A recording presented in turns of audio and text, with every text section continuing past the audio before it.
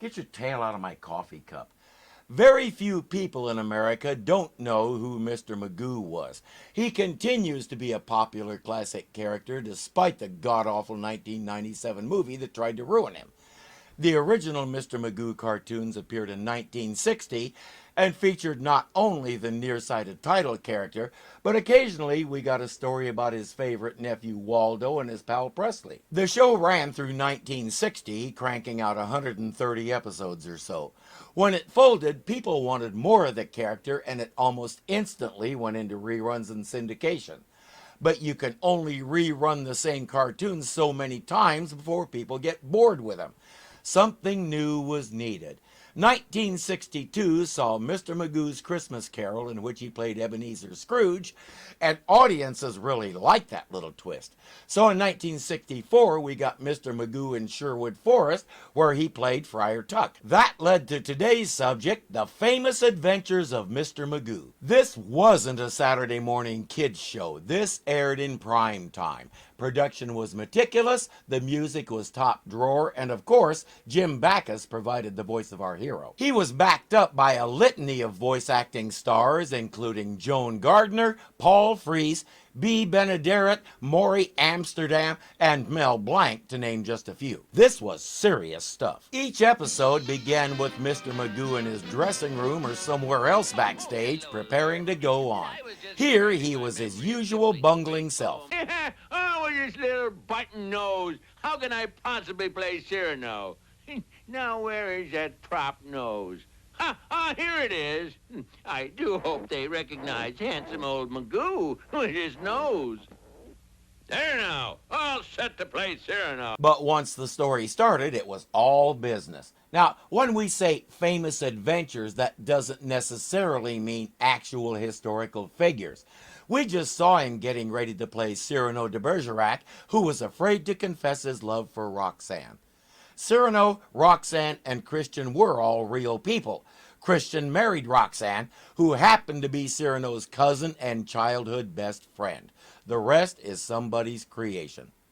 Sometimes we just go straight to literature. My boy, you take Captain Flint here, Hawkins, me lad. Piece of the meat! Piece of the meat! He may be 200 years old, Jim. And if anyone's seen more wickedness, it must be the devil himself. Why, he sailed with the great pirate Captain Flint. And Mr. Magoo isn't always the good guy. That's him as the notorious Long John Silver, and he's convincing. As I said, we aren't dinking around here. This is worthy of a primetime slot. The show only ran for one season of 26 episodes. It did get a DVD release, but it seems to be out of print now, hard to find and expensive. Don't ask how I got my hands on what I did. The first episode presents the story of William Tell. Scholars are still arguing with each other over whether he was a real person or not, but it tells the whole story. The Swiss are very unhappy under Habsburg rule. Gessler, the Habsburg ruler of the Uri Canton, put his hat on a pole and demanded that everyone bow down to it. In the original story, William refused to bow to it, whereas in the Mr. Magoo version, he simply didn't see it and hadn't heard the edict. In any case, we do the whole bit. He shoots the apple off his son's head, but he has a second bolt ready. When Gessler asks what that was for, he replies, "If I had killed my son, that one was for you." We cover the Swiss desire for independence from the Habsburg. It tells everything, including the politics. Nothing is watered down. That's true of all the stories, even when he's running around with Spock ears playing Puck in Shakespeare's Midsummer Night's Dream. Another example, when he's playing Captain Kidd, he frequently mentions his letters of marque from the king. England was at war with France, and those letters gave him permission to seize and plunder French ships. The official term for what he was doing was privateer. In the Magoo version, Kidd gets greedy and attacks a Dutch ship. They're supposed to be neutral, so he's immediately branded a pirate and warrants are issued for his arrest. In reality, some of the crew wanted to plunder the Dutch ship, and Captain Kidd refused precisely because the Dutch were neutral. This one takes a lot of liberties, mainly so they can get a villain into the picture. This guy is the villain in just about every episode. The only things that change are his clothes and sometimes the color of his hair and beard. But there's no missing that nose. I was 11 when this aired and didn't catch it at the time, but that guy is Mr. Magoo's nemesis. In the Captain Kidd episode, he's a disgruntled employee named Red Dog. After Kidd captures a Tunisian ship, Red Dog and some of the crew steal it and go on a piracy rampage. The thing is, nobody knows what Captain Kidd looks like, so every time he plunders a ship, he tells them he's Captain Kidd. The episode concludes with the statement that Kidd was hanged for other men's crimes. In reality, he was hanged for the murder of a crewman that he killed by bashing him over the head with a bucket. Whether he meant to kill the man or not, he did, and that was what actually sent him to the gallows. Stories are set firmly in their historical and political landscapes as much as possible. Well, most of the time. Some of them take a few liberties. One of the most guilty on that score is the Frankenstein episode. If you've read the novel, you were probably like me and all your sympathies were with the so-called monster. The basic sequence of events: a ship picks up Dr. Frankenstein, who's drifting in a small boat and close to death. They take him aboard and he tells his story to the captain. He recounts his progress in assembling his creation and bringing it to life. Again, if you read the book, you know that as quick as this thing came to life, Dr. Frankenstein had a change of heart and found it hideous and repulsive. Eventually, the creature escapes and takes refuge in a shed of some kind that's attached to a farmhouse. He learns to talk, read, and write by spying on the family that lives there. Not here. Dr. Frankenstein is all set to teach this critter enough for a college degree, then take him to the university and rub everybody's nose in his triumph. This may be where young Frankenstein got the idea. The creature doesn't like being Victor's slave, so it rejects his orders and breaks out. It just wants to see the world, but the world doesn't want to see it. They scream, attack him with guns and axes, and all the rest. That pretty well drives him over the edge, and he goes on a destructive rampage. Didn't happen in the book. Anything he did harm to, he did by accident while he was figuring out how to control his body. After some time, he goes back to Victor and demands a companion. He wants the doctor to create a bride for him, so he's not alone in the world. The doctor is almost finished with the bride when he suddenly realizes what the next demand will be: children. He can't allow that, so he destroys the female he was building and escapes. In this one, the creature steals all of Victor's notes and starts gathering equipment of his own, intending to build an army and take over the world. In the book, after Victor refuses to make a bride for the creature, he goes off and gets married. On the wedding night, the creature murders his bride, calling it an eye for an eye. If he can't have a companion, neither can the doctor. From there, the doctor pursues his creation, intent on destroying it, and that's how he came to be on this ship. Now, in the novel, he ultimately dies. The creature boards the ship to take one last look at his creator's body, then hops the small boat and takes off. The last line is, "He was soon borne away by the waves and lost in darkness and distance." Not this time. Victor recovers and asks the captain to drop him at a certain island.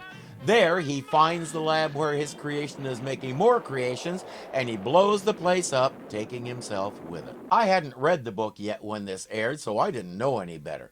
And as we all know, Hollywood went bonkers with this character. I also wasn't impressed with the portrayal of the creature.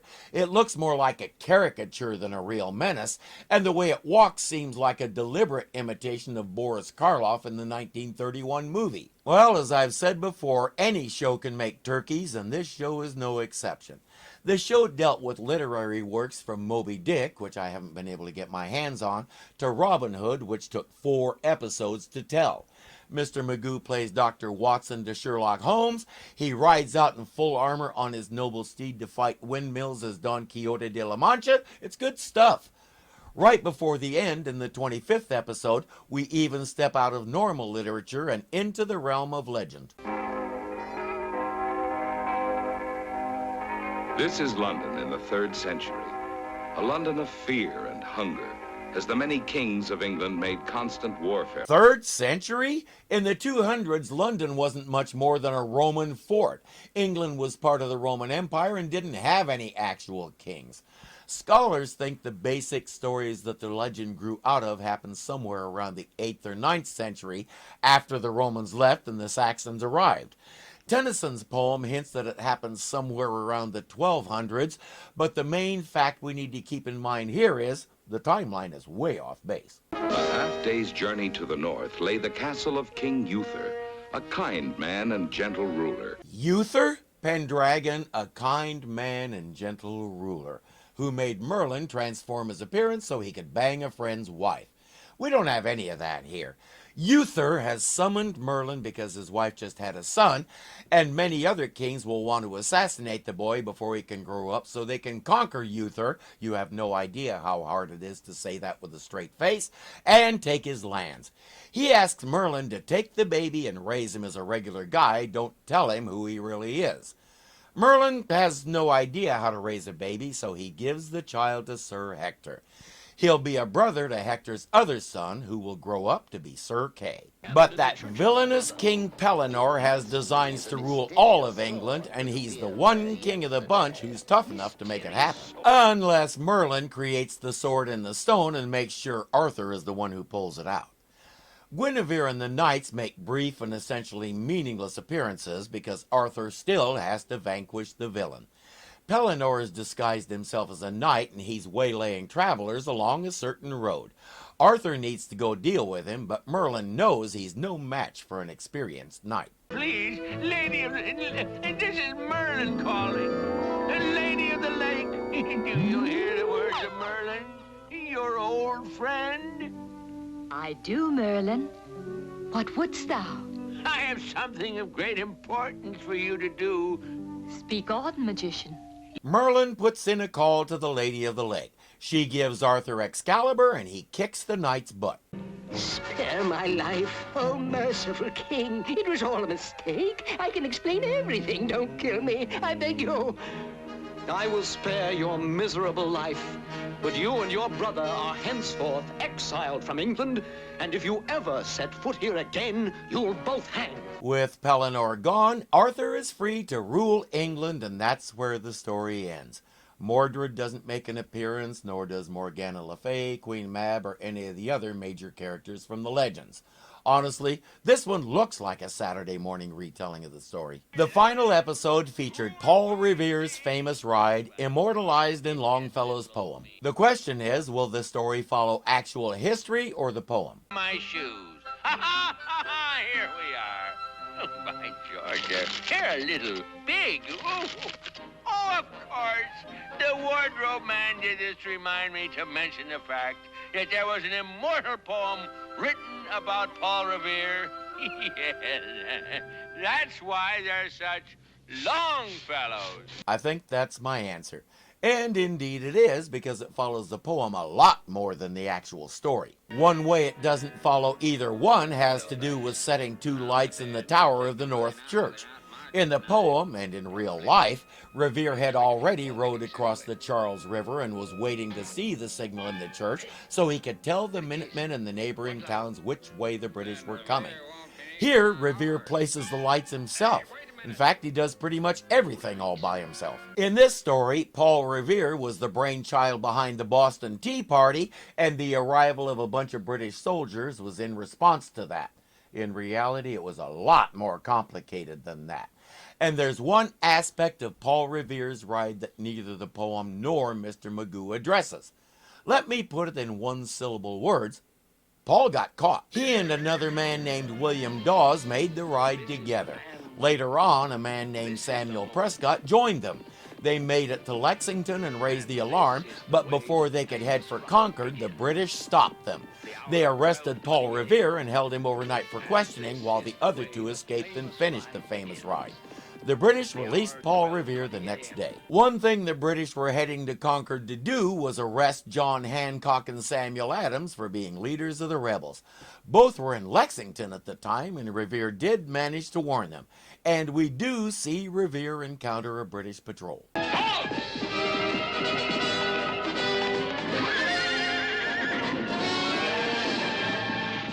Impressive, huh? Except he didn't do it. Samuel Prescott did. This thing makes Revere almost godlike. It ends with a bunch of patriotic cliches and a few lines from the poem, and that is the end of the famous adventures of Mr. Magoo. Having a cartoon series in prime time wasn't something new. The Flintstones pretty well owned their time slot from start to finish. The idea was to try and capitalize on a possible coming trend, but the trend never came. Ratings were mediocre. Halfway through the season, NBC changed the time slot and moved it to Saturday evenings opposite Gilligan's Island. Now, as we know, Jim Backus was playing Thurston Howell III on Gilligan's Island at the time, so this move pitted Jim Backus against himself, which was one of the more amusing things surrounding the show. It wasn't a good move because, as we know, Gilligan's Island became a legend. People who have never seen the show can tell you whether they thought Ginger or Mary Ann was more attractive. Mary Ann all the way, duh. Viewers weren't about to tear themselves away from the skipper and the professor for this.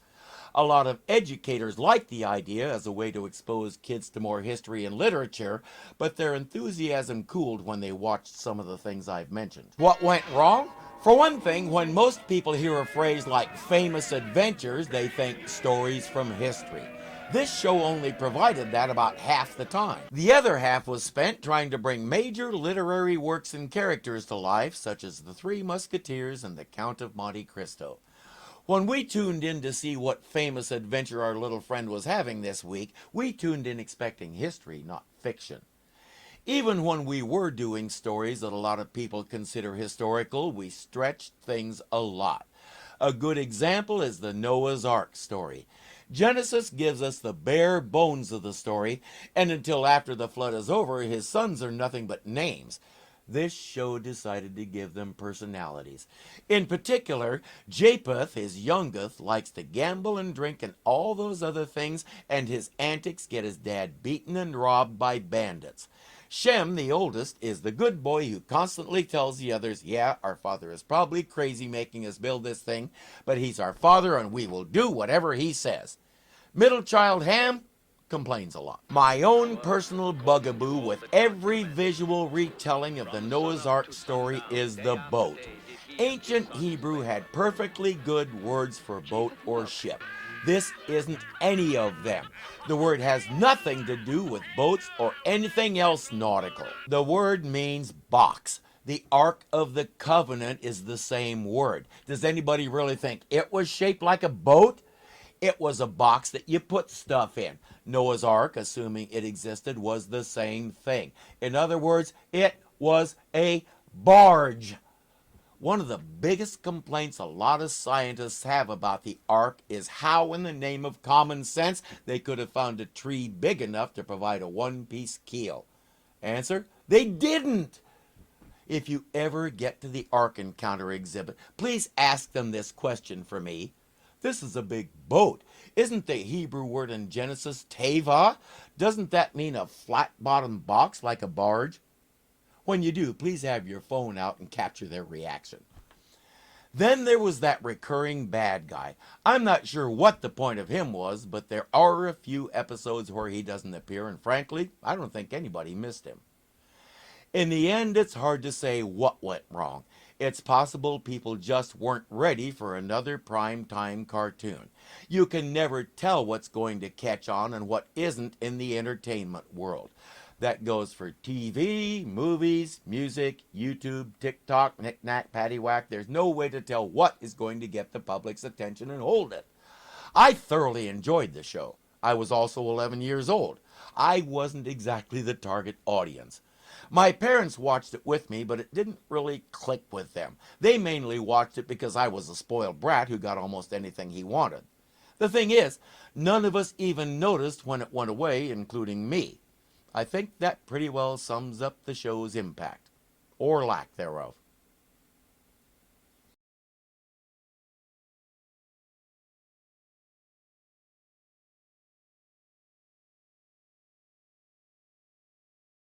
The show ran through 19... Come on. And of course, Jim Backus provided the voice. But once the story started, we were all okay. Then take him to the university and rub every... They made it to Lexington, I can say that. And we do see Revere and his antics get his dad beaten and robbed by bandits. Bandits